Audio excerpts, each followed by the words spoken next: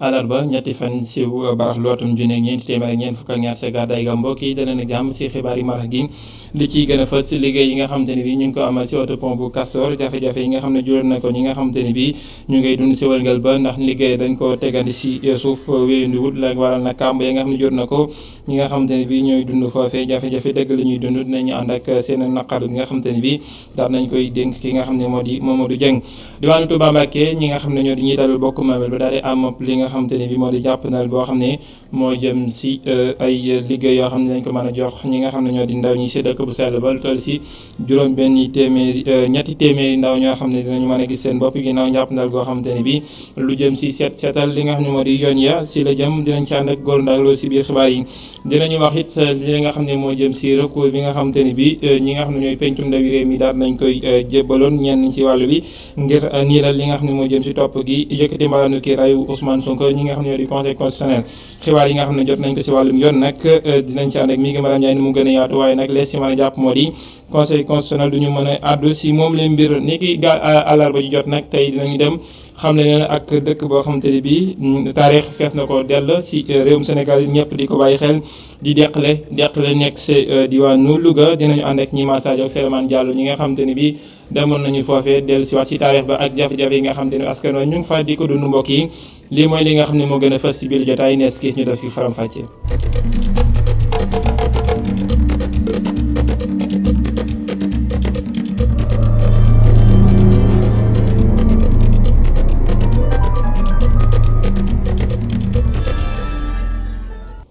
liggéeyu autopont bu Castor taxawan yi jafe-jafe la jur ñi nga xamante ni bi ñooy dund sa wërngal ba di ko dund bu baax a baax si ñoom ñi nga xamante ni bi ñu ngay sàkku nag li nga xam ne moo di ak woyofal si jafe-jafe yi nga xam ne ñu ngi koy dund kii dafay jàppal leen si ñi nga xam ne ñoo di jaaykat yi ak ñiy dund si wërngal ba ñu ne seen kaarange amatu fa ndax ay kàmbu kese lañ fa bàyyi te loolu wóorul si ñi nga xam ne ñoo di ndaw ña embouteillage ba si dem gi digg it dañ koy dund bu baax a baax ñu ànd seeg Mamadou Dieng ak Moussa Fall. Castor ay oto yu toppante di raam ndànk ci xàll yi yoon yi dañoo xat liggéey yi jëm ci autopont bi taxaw jur ay embouteillage station bi ak chantier yi ñoo jàkkaarloo ay oto yi ñuy raxas ci kanamu soxna si leen jiite liggéey yi ñu dakkal indi na ay gàllankoor. am na danger parce que manifestation yi boo xoolee xeer yi la xale yi doon jël di dóor te xeer moom fu mu nekk rek danger la parce que di nga gis sax ñaari nit ñuy histoire ñu jël ay xeer donc ay casse véhicule mën na ci am ay bopp yu toj ay affaires yooyu noonu. liggéey yi indi ay xat-xat ci yoon yi. waaye métti na trop waaw rawatina baax yeeg parce que travaux yi chaque fois rek dañuy laal bi di egg ñu laalaat beneen su loolu tamit day indi jafe-jafe ci réew mi day indi jafe-jafe ci transport bi parce que démb rek. circulation bi fii dafa jaxasoo dëgg. yegg ci station bi mujjee nekk jafe-jafe li ko waral di chantier yi. station bi dañ ko gas yëpp bàyyi ko noonu ñaari station yëpp et puis day andi embouteillage parce que dañuy gas ñoom duñu suulaat des fois aussi dañuy jékki saa ndox bi di génn duñu xam ndox bi fan lay génnee après on est obligé d'appeler pour waa ONAS ñëw ñu xool wala waa Sen'Eau ñëw ñu xool est-ce que amul fuite ak affaire yooyu noonu ñoom daal commencé nañ après arrêté nañ. liggéey yu jëm ci autopont bu Castor dafa taxaw ci bërëb yi ñu mën fee nemmeeku ay kàmb yu ñu gas bàyyi noonu naka noonu ay xeer yu ñu teg bët fu ne. Mamadou Dieng bokk na si yenn pexe yi nga xamante ne bi war naa tax suuf ak xeer yi nekk si télé ba ñu jëlee ko fa sa diwaanu Touba Mbacké njiital mbokk moomeel bi nag daal di amul njàppandal si loo xamante ne bi dinañ ci mën a jox sax am xëy ñi nga xam ne ñu ndaw ñi dina toll si ñetti téeméer ñoo xamante ne bi mën nañu jotandi si li ab liggéey si baleek seetatal yi nga xam ne war nañ ko mën a def si mbedd yooyee ak jumtukaay yoo xam ne teg nañ ko seen loxo ñu dem ba Touba fekk fa góor ndaak lu ak Thierno Faye. Touba bénéficié wu ci fonds d'entretien routier autonome ñu duppee ko FERA mu di programme bu may lu ëpp ñetti téeméeri ndaw ci am xëy loolee bokk ci yëg-yëgu njiitu réew mi mais am yéene gën a yàkkali liggéeyum ndaw ñi. di si sant aussi nguuru Sénégal parce que nguuru Sénégal moo fexe ba mobiliser ay fonds def ko fi ñuy wax FERA muy benn fonds boo xamante ne bii collectivité territoriale bu ci ne mën nga fexe ba am ci donc loo xamante ne dina mën a tax nga mën a financer donc sa entretien réseau routier bi nekk ci sa commune mais loolu aussi bu amee c'est parce que monsieur le maire aussi am na donc capacité bu ko may mu fexe ba xam fan la war a mën a wutee ay ressources additionnelles mu dem wuti ka donc loolu laa koy féliciter parce que bu fekkoon deful loolu xëj na lii tey du ko mën a am. mu di cérémonie buñ doon siifee contrat yi ci njiital bokk moomeel bu Touba ginnaaw ba muy xamle naka la ñu nar a sumbee boobu la liggéey. ICC mi nga xam ne mi ngi fi di def liggéey bu rafet di ñu jàppale ci loolu te état Sénégal teg ko fi mi ngi ciy jàpp mi ngi ak ñetti axe yoo xam ne nii wala ñeent yoo xam ne moo ko yor moom lañ ko farale waaye personnel bi ñu séddale ko ci fukk ak ñaar yoo xam ne ni kenn ku ci équipe bu nekk am na foo nekk di ko def entretien du teewul nag bu ñu waree intervenir lu mel ni grande mosquée lu mel ni biir penc mi wala beneen gox boo xam ne nii chaque fukki fan ak juróom équipe bu ne dana dem ci benn quartier intervenir fa nettoyer foofa doore dellusiwaat ci seen axe yi nga xam ne moom la ñu nekk. ci loolee ki yor kàddu ndaw ñi naka noonu itam nekkit président conseil communal de la jeunesse bu Touba rafetlu taxawaayu kilifa yi. di féliciter monsieur le maire ci acte bi nga xam ne nii def na ko ak démarche yi nga xam ne nii def na ko ci liggéey bi nga xam ne nii moom la indi si dëkk bi ba ndawi dëkk bi ak jigéeni dëkk bi gis ci seen bopp di sant DG muy directeur cabinet bi nga xam ne nii moom moo ko doon coordonné ndax yaakaar naa liggéey bi biñ ko tegee ci loxaam dafa woo ndaw ñi ak mouvement de jeunesse yi fi nekk yëpp ne leen liggéey bi mi ngi nii tegaat naa ko ci seen loxo liñ ci bëgg nag mooy nañ fexe ba ñu nekk ci dëkk bi gis ci seen bopp. fexe ba Touba taqali kook lépp lu di mbalit loolee di xememteefu équipe municipale bi ginnaaw ba ñu jëlee ñetti téeméeri ndaw ci programme bi ñu amee xememteefu bale naka noonu yàkkali lépp lu di mbeddi Touba. góor ndaak loo ngir ndaw ñi jotandi sim xëy waa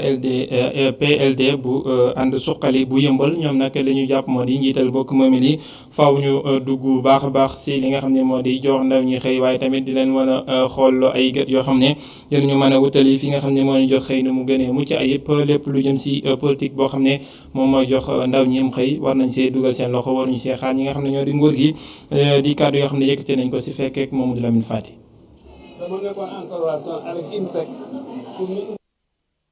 ay ndaw yi nga xam ne dañ leen bàyyi ginnaaw beddi leen ci li nga xam ne moom la ñuy wax politique ngir utal leen liggéey ñoo nekkee ci biir banlieue bi lee loolu tax na ba war nañ mën a xoolaat yan jumtuwaay la ñuy mën a indil ndaw yooyu lee ngir mën leen utal liggéey. nit boo koy jàppale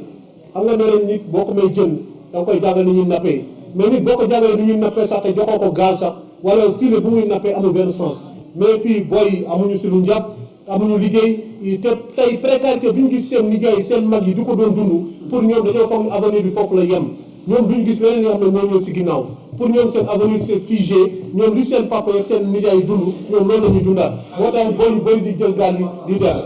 ñun nag yëmal kenn duñ ko nettali ñun dañoo xam lu fi xew ndax fi lañ juddoo fi lañ yaroo fi lañ màggee donc yëmbal gis suñu yaay yi vraiment ñu nekk maire yu am jom di xëy suba si di liggéey ak paa yi gars yi di leen dogal si mbedd di leen agressé te loolu mu nekkoon ne phénomène yoon dafay yàgg mais booy tamit ay jàmbaare ndax à un moment donné ñoom ils ont pris leur destin en main mais yu mel nii dafay dàkk. ngir gunge ndaw yi ñu am liggéey bu baax foog ñu jaarale leen ci mbirum entrepreneuriat ku nekk jéem a taxawal sa mbiru bopp. man je pense que nit ki fépp foo mën a nekk da ngay commencé nekk si benn affaire nekk si gëm ko état ñëw fekk si la état nag comme mooy njabootu ñun ñëpp il faut que nga am fenn foo tàmbali mu nekk dëgg si ñu ñëw jàppale si mais nag ñi nga xam ne parce que état tamit dafa am ay démembrement tey ñu ngi wax acte 3 décentralisation ñu ngi wax mairie ñu ngi wax commune mais tey dama foog ne bu ku nekk defoon sa liggéey ku ne mairie ne coopération maire yow bu ñu la tegee si askan yow damay wuti coopération nga xool nan ngay def de telle que sa askan nga mos di leen mën a jàppale si benn sens man nag si sens boobu tey fa laa leen di wax parce que man dama gëm ne jeunesse bu ñu leen jàppalee au moins dinañ mën a yegg feneen te fekk ne lépp li nga xam ne moo fi nekk tey di xew si Sénégal gi te yëmbal di si am toujours benn partition bu muy joué mu nekk toujours dans le bon sens. ngir utal ndaw yi liggéey yi nga xam ne ñoo nekkee ci askan wi le fokk ku ne dugal ci sa loxo bu si njëkk nag muy gox-goxaan yi nga xam ne ñoom ñoo war a gën a nekk ci kanam ngir jàppale nguur gi ñu utub pexe ngir ndaw ñooñu le ñu mun leen utal liggéey. moom du Lamine Fati sa diwaanu Nguéniène ki nga xam ne moo di njiital bokk moomeel ba nag si lëkkaloog IMSEC daanay tax mu am njàppandaloo ko juróom fukki millions yoo xamante ni bi dugal na ko si fanweer ak juróom-ñaari groupement yoo xam ne moo boot ay jigéen ngir mën a daal di taxawu seen bopp waaye tamit mën a def liggéey bu mucc ayib Maguette Ndaw lay wuyoo ñu teewlee kàddoom si micro moom du Lamine Fati. dama nekkoon en collaboration avec IMSEC pour ñu indi leen financement de 50 millions. financement yi parce que jigéen ñi dañuy yëngu ay commerce ay embauche ay yëpp te problème bi mooy que dañuy bëgg liggéey pour am lu ñuy yóbbu seen njaboot yi. moo leen joxe financement bi dañ si liggéey mën a fay et puis mën a am loo xam ne dina ay bénéfices yoo xam ne dañ koy jox ci seen njaboot yi mu am impact social daal nga xam ne loolu tax moom vraiment maa jël suma ay prime dànk pour collaborer ak IMSEC pour ñu indi loolu moo tax tey ñu ñëw vraiment remettre ma 50 millions pour mu jox ko famille. il y a probablement il y a 30 groupements yoo xam ne mais dafay yokkaat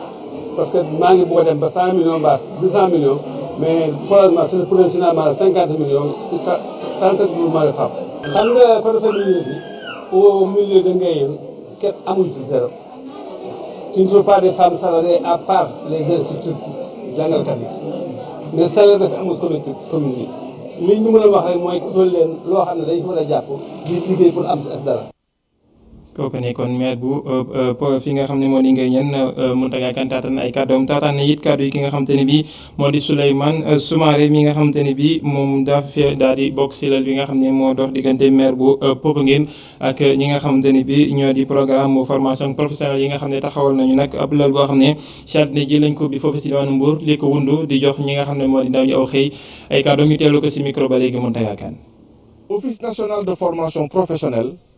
si li nga xam ni moom lañ ko sant si wàllu liggéey dafa war a gunge gouvernement bi lépp loo xam ni grand projet la état bi taxawal ko office national de formation professionnelle daf si am wàll boobu mooy lan wàll boobu mooy projet bi bu ñëwee dañu war a fexe ba fi ñuy def projet bi ñu fexe ba ndaw ñi fa nekk mag yi fa nekk te war a mën a liggéey ci biir projet bi ñu xool projet bi nu mu tëddee ak lan la ñuy soxla ci wàllu lu ñuy wax main d'œuvre qualifiée maanaam yan façon liggéey lañ ciy soxla bu ko defee ñu former ndaw ñi nga xam ni ñoo fa nekk ba projet bi bu tàmbalee du ñu dem jéegaani ci yeneen région du ñu dem génn Sénégal di uti ay ndaw yu liggéey loolu nag pour ñu def ko il faut que ñu jaar ci autorités yi nga xam ni ñoo ŋànk dëkk bi moo waral sunu ñëw bu njëkk ñu ñëw jàkkaarloo ak monsieur préfet ci teewaayu monsieur le maire waxtaan ak ñoom ngir waajal benn CDD. jëfandikoo gi ñu jëfandikoo ñàkk yi nga xam ne moo di AstraZeneca day wéyandi ci réewum Sénégal kàddu yooyu nga xam ne jëriñ ñi nga xam ne mooy wàllu wér-gu-yaram moo ko yëkkati Abdoulaye Diouf Sarr mu ngi ko yëkkati jamono joo xamante ne bii doon nañu daloo ci hôpital bu Fann ay jumtuwaay yoo xamante ne bii dinañ ko gën a ñoŋal li nga xam ne moo di paj geeg paju gi ñu ànd seeg Aïssatou Kane ak Moussa Fall. ñàkkum AstraZeneca ngi woy Sénégal ci lu jëm ci mbirum ñàkk bi kilifa yi taxawal nañu ay jumtukaay ngir saytu lépp lu ci jëm ci bu ñu sukkandikoo ci jëwriñ bi Abdoulaye Diouf Sarr. kon nag ñun am nañu benn dispositif de pharmacovigilance boo xamante ne day surveiller bés bu jot lépp lu ñuy wax effet yi xamante ne donc day am après vaccin loolu ñu ngi koy surveiller ci anam yu mucc ayib. may rassurer sénégalais ak sénégalais yi di leen wax ne Sénégal dëkk bu mag la ci wàllu donc médecine dëkk bu mag la ci wàllu vaccination parce que ça fait 40 ans ñuy vacciné donc lépp loo xamante ne war na ci pour que ñu encadrer dispositif dans la sécurité ñu ngi ci maa ngi dalal xelu ñëpp ñu ngi continuer suñu stratégie de vaccination ci kaw ñaari vaccin yooyu muy Sinopharm ak AstraZeneca. jëwriñ gi yor wàllu wér gi yaram nemmeeku na ñett bërëb ci hôpital Fann. def nañu parcours boo xamante ne ñetti niveau la premier niveau bi laboratoire biologie et de biochimie ba ñu gis nekk na loo xamante ne lu ñu rafetlu la parce que ci wàllu laboratoire Fann am na loo xamante ne tey amul dara lu muy jëggaani feneen. gis nañ aussi ne service pneumologie ñu ci remercier bu baax Eiffage ak Sénac parce que vraiment jàppale nañ ñu ba ñu mën ko moderniser. mooy moderniser rez-de-chaussée bi ba mu changé wu totalement d'ailleurs instruction yi joxe mooy que avant fin d'année il faut que mu nekk service boo xam ne dafa homogène mooy ni rez-de-chaussée bi mel noonu le premier bi mel noonu le deuxième bi mel. taxaw fii nag génn léegi ci service imagerie bi ñu gis fa loo xamante ne lu ñu rafetlu la gis nañ fa scanner bu bees boo xam ne dernière génération la gis fa aussi IRM. nguuru Sénégal génne koppar gu takku ànd seeg Sénac FHSA ak directeur hôpital Fann ngir taxawal li nu mel. état Sénégal moom moo ko def mën nañ bëgg nate ne Sénac ak FH am na fukki millions yoo xamante ne dugal nañ ko pour que ñu rénover service pneumologie bu hôpital Fann mais leneen li ngeen gis yëpp nag effort état bi la. jëwriñ bi di Abdoulaye Diouf Sarr ngi rafetlu liggéey bu mag bi ñu taxawal ci hôpital Fann ndax it dina tax ñu mën a liggéey ak xarala yu yees yi. ay kon Sénégal kon di wéyandi di jëfandikoo li nga xam ne moom ñàkkub AstraZeneca ñàkku nañu ñi nga xam ne moo di limu lu toll si téeméer ak ñeent fukk ak ñeent ak ñaar téeméer ak juróom-ñaari doomi aadama bi ñàkkee duggee si réewum Sénégal ba léegi di ab lim dina am limub at yu toll si téeméer li nga xam ne moo di gaaw gi ñu dëgmal Amadou Makhtar Mbow téeméeri at yoo xamante ni bi lépp fees dool ak taarix moom mi nga xam ne moo njëkk a nekk doomu Afrique boo xam ne moo njiitee kër gi nga xam ne moo di UNESCO daan nañ dinañ ko màggalal téeméeri at yooyee door nañ ko sax si média mbooleem li nga xamante ni bi moo di bërëb yi nga xam ne fi la ñuy yaatalee li nga xam ne moo di xibaar yi waaye nag moom ay kàddu yëkkati na ko ñu teewlu kàddu yi nga xam ne moom lay jagleel boppam. li may njëkkee mooy di sant yàlla ci téeméeri at yi nga xamante si nii may na ma ko di santaale ñëpp ñi nga xamante si nii nga xam ne ci biir réew mi ak bitim réew daanaka ku ci nekk envoyé nga sa benn bataaxal ngir souhaiter ma téeméeri at yoo xam ne ci jàmm lay am yooyu yëpp jot naa ko maa ngi leen di jaajëfal moom mos a jàpp ni doomu aadama bu la yàlla dimbalee ba nga jàng ba am yenn compétence yi da nga war a nekk sa dëkk nga liggéeyal dëkk bi wala nga servir àdduna man noonu laa gisee sama àdduna noonu laa gisee ni noonu lañ war a doxalee ma ciy porox ndolluwaale rek di ñaaxaale xale yi ndax waruñu yokkat waruñu bàyyi benn yoon ku ci nekk ak foo mën a jóge ci askan woo mën a jóge boo jàngee rek yàlla mën na laa dimbali ba foo mën a taxaw ci àdduna bi di nga mën a taxawal Sénégal di nga mën a taxawal Afrique. Voilà mon message en tout cas ce que je voudrais. ñu wax ci leneen ginnaaw kàddu yi nga xam ne yëkkate woon na ko altine jee ñu génn nekkoon juróom ñeenti fan ci weeru mars ci France 24 jëriñ yi nga xam ne moo yor wàllum yoon ak yoonal tuumaloon ñi nga xam ne ñoo di mbër yi ne ñoom ñoo daal di nekk ci li nga xam ne moo di ñaxtu yi daal nay nag jéggalu ci kàddu yooyu nga xam ne daan na ko yëkkati Malick Sall daal di dalal ñi nga xam ne ñoo di mbëri làmb yi nga xam ne jamono ji ñu ngi yëngatu ci njiital ki nga xam ne bi moo di Gris Bordeaux ñoom nag daal nañuy dellu ginnaaw ñoom it ci plainte bi nga xam ne wax nañu ne woon dañ koy kalaami ci kanam yoon moom jëwriñ ja loo xam ne fekk woon nañu ko Ngor Diouf ak Moussa Fall. Beaucoup étaient dans les écuries de lutte. Les écuries de lutte, ça signifie quoi? Toute la semaine, ils sont à l'entraînement, effectivement dans les salles d'entraînement et à la mer, au bord de la mer. Les week-ends, gannaaw ay kàddu yu mu yëkkati woon ci France 24 ministre bu gàlloo lépp lu jëm ci wàllu justice tey si ndajeem ak waa axlu làmb yëkkati na ay kàddu di jégalu. tey kilifa gi nga xam ne tey dafa yëkkati woon ay kàddu wax ko ci cadre làmb mu expliquer ñu ak grandeur am ak intention yi nga xam ne da ko amoon pour wax ko njuumte la ci moom mu nangul ko jégal ko nag ci xol bu sedd guy. lépp loo xam ne tey jàppaloon nañ ko tey le ministre tey teg nañ ko ci suuf parce que tamit ñun ay jullit lañu te Sénégal fi mu toll nii jàmm rek moo ñu ñor. bile association amoon lu leen naqari lool. gannaaw seen ndaje ak ministre bi ñu jàpp lépp teg ko ci suuf. bi ñu fi ñëw xam nañu li sabab audience bi ci ñu gis grandeur ci kilifa parce que tamit yàlla nag bëgg na kuy juum di gàgganti kuy juum di jégalu. association bi di sàkku ci ndaw ñi rawatina mbër ñu ndaw ñi ñu jàpp seen loxo. ci ay manifestation yi ni mel. ñuy wax nag suñu rakku mbër yi ak ñi nga xam ne képp koo xam ne da ngay takk ngeen nekk ci làmb suñu mbir yi amatee yu mel nii coow yu mel nii bu amatee nañ ciy dal parce que tamit am nañ ay kilifa ñu jiital yoo xam ne tey ñun làmb rek moo ñu soxal. bi leen ndaje amoon ci huis clos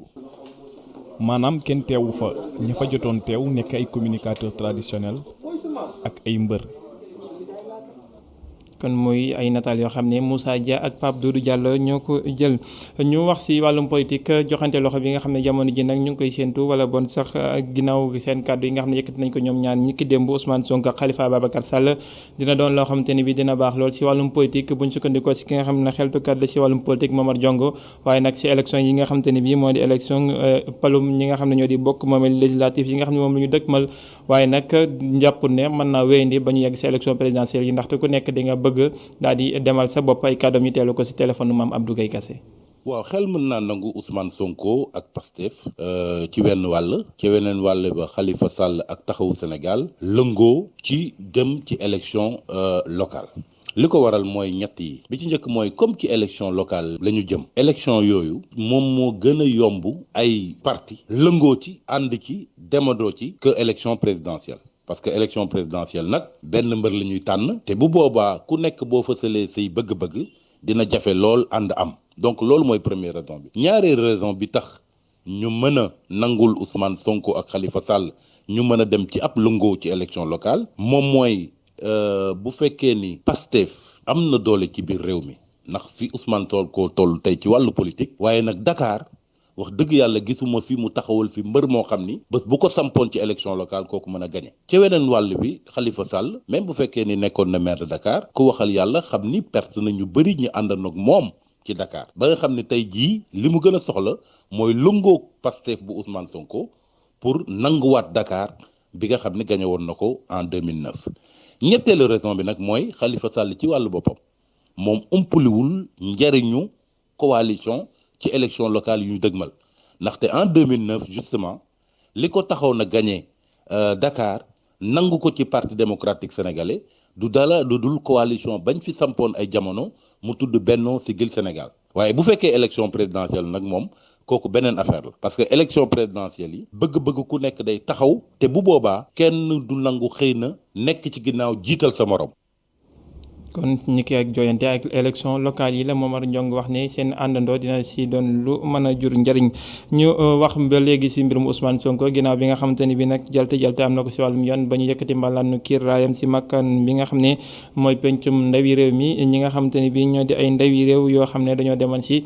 fi nga xam ne moo di sartu ndawi réew mi di conseil constitutionnel ngir niilal mbir mu ni mel bu ñu sukkandikoo si xibaar yoo xam ne jot nañ ko si ñu xëylutu si wàllum yoon moo di conseil constitutionnel li ñuy wax moo di mbir moom it duñ ci mën a yëy yàbbi li ko waral di ay mbir yoo xamante ni bi doxalin wi jaarul fa mu war a mën a jaar du nekk loo xam ne yees na lool nag ndax jot na fee am ay jamono ñu ànd seek jàngat ak jukki bi nga xam ne def na ko ci mi ngi Maram Ndiaye. ginnaaw ba ñu yëkkatee mbalaanu kirlaayu député bii di Ousmane Sonko ñi nga xam ne rek ñoom ñoo nekk ci kujje gi dañoo jëloon xeex bi daal di koy yóbbu ci conseil constitutionnel ngir rek ñu daal di delloo Ousmane Sonko li nga xam ni moom moo di boobile mbalaan waaye nag seen sàq boobu nga xam ne rek def nañ ko daal di koy déposé ñetti fan ci weeru mars bee ñu génn ñu tolloon ci fukk ak juróom-ñeenti député nekk ci kujje gi ak ñoo xam ni ñoom la ñu tuddee non aligné loolu dafa mel ni du moom mooy gànkal liggéey bi nga xam ne rek door nañ ko ngir rek àtte kii di Ousmane Sonko ci mbiru sàq bi nga xam ne rek dañ ko koy jiiñ jamono jile ci xibaar yi nga xam ni taataan nañ ko ñi nga xam ni ñoom ñoo nekk ci conseil constitutionnel ñoom boobu la résolution ñoom su lu ñu nar a sukkandiku rek pour neenal ko mooy dañoo gis ne rek résolution boobu mënul am ab recours ndaxte sukkandikuwul benn yoon ci ab loi comme que ñoom nag conseil constitutionnel mënuñoo wax ci ab résolution seen dogal bi nga xam ne rek dinañ ko jël mooy dañuy xamal ñi nga xam ne rek ñoom ñoo fa déposé woon ab requête ñi leen ñoom amuñu sañ-sañu àddu ci lu nu mel te loolu bés buñ ko defee sax du guléet ndaxte ci fàttali juróom-ñetti fan ci weeru décembre ci atub 2017 taxawaay bu ni mel la ñu amee woon ci mbiru Khalifa Ababacar Sall ginnaaw ba ñu bëggee woon ñu delloo ko li nga xam ne rek moom moo di mbalaanu kirlaayam ki ñu baaxee xibaar bi moom la mu wax leer na amul benn disposition ci constitution bi wala ab loi boo xam ne rek moom mooy jox sañ-sañ conseil constitutionnel mu daal di addu ci ab recours boo xam ne rek sukkandikuwul ci benn loi waaye ci ab décision képp bu assemblée nationale la daal di sukkandiku loolu di firndeel ni rek conseil constitutionnel bi nga xam ni ñetti fan ci weeru mars bee ñu génn député yi dañoo sàkk woon ci moom ngir rek mu neenal dogal bi nga xam ni assemblée nationale jëloon na ko ba Ousmane Sonko mën a jëlaat mbalaanu kirlaayam boobule mbir du antu ndaxte ñoom amuñu ci sañ-sañ bi lii rek di firndeel ni dossier bi nga xam ni moom la ñuy toppee ki nga xam ni rek moom moo di Ousmane Sonko moom conseil constitutionnel du mooy ki nga xam ni moom mooy tax du mën a yegg. jaajëfal ko mi ngi Maram Ndiaye ñun dafa tënk ci xibaar tàggat yaram laata ñuy dem ci pàcc bi mujj bi li nga xam ne nag fës na ci di liste bi nga xam ne Aliou Cissé fësal na ko ci jongante yi nga xam ne moo di juróomeel ak juróom-benn lépp journée qualification yi nga xam ne moo jëm ci CAN Cameroun 2022 ñaar fukki gaynde ak juróom-benn ñi nga xam ne wóolu na leen daan nay am nag ab ñoo xam ne ab lim la boo xamante ne bi ñi ci daal di yees dellusiwaat ci ñi nga xamante ne bi moo di ñi mu woo di ndaje yi nga xam ne moo war dox diggante réewum Sénégal ak Congo ak réewum Eswatini tanière bi nag dinañ ci xaar défenseur bi nga xam ne moo di bu PSG Abdou Diallo militaire bu Leicester di Memphis Mendy ak wala bon ndaw li nga xam ne moo nekk ci FC Metz di Pape Makhtar Sarr ak ki nga xamante ne bi moo di Fodé Ballo-Touré di nga xam ne moo nekk ci Monaco ak Abdoulaye Seck ñoom ñi nga xamante ne bi ñoo nar a yes ci boobule liste donte nag ay xibaar tamit ruus na ne ñi nga xamante ne bi ñoo fare ci diwaanu France buñ moytuwul dikk ci réewum Sénégal dina jëf ci ñoom beneen xibaar ci wàllum tàggat yaram ñi nga xam ne moo di coupe CAF bi Jaraaf daal di tembo ak ñi nga xamante ne bi ñoo di FC Sfaxien ginnaaw ku nekk dugal benn bal ci sa kangi morom jongante boobu nag mu ngi amoon ci fi nga xamante ne bi moo di stade Lat Dior bu Thiès du ñàkk sax teewlu woon ngeen ko en direct ak Pape Malick Diaw ak Malick Thiandoum ci iRadio ñu wax ci li nga xamante ne bi moo di pàcc bu mujj bi niki àllarba jot.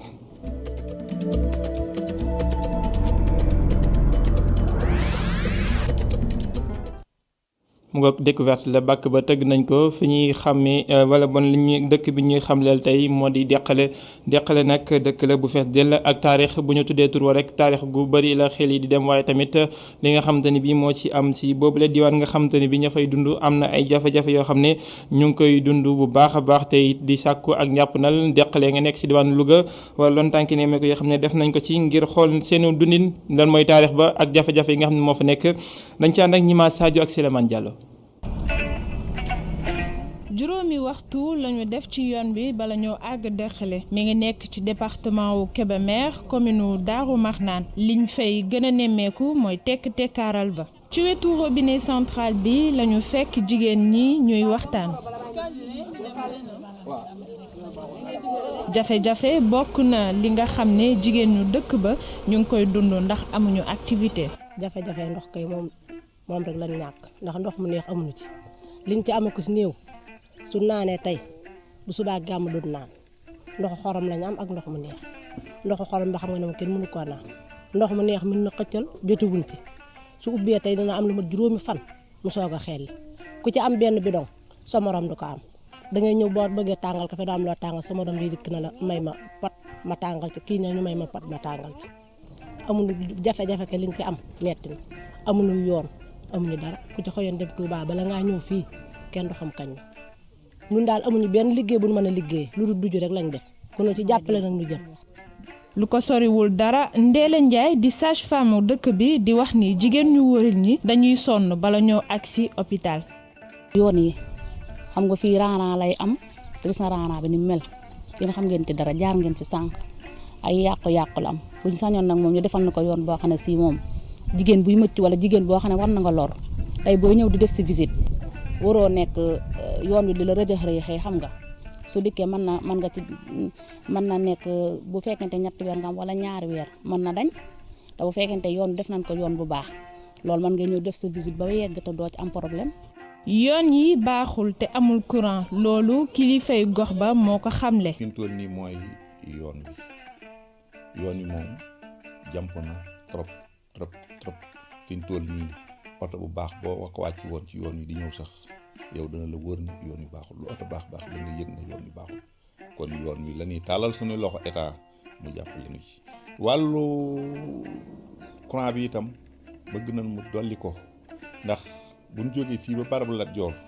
lépp ci deqale la te amul courant te ku ne xam na ne sécurité léegi mooy courant parce que bu guddee dëkk bi day lëndëm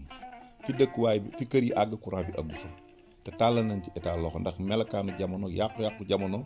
tey ku ne xam na ne l'aération mooy sécurité bokk na ci sécurité. Dexële bokk na ci dëkk yu ñu gën a ràññee ndax Lat Dior waaye téeméeri nit yi fay yeewoo jàpp nañ ni nguur gi dalee na fàtte lu ñu bëggoon mooy nguur gi jàppale leen ci l'école ak ay jàngalekat ngir xale yi mën a doon magi ëllëg.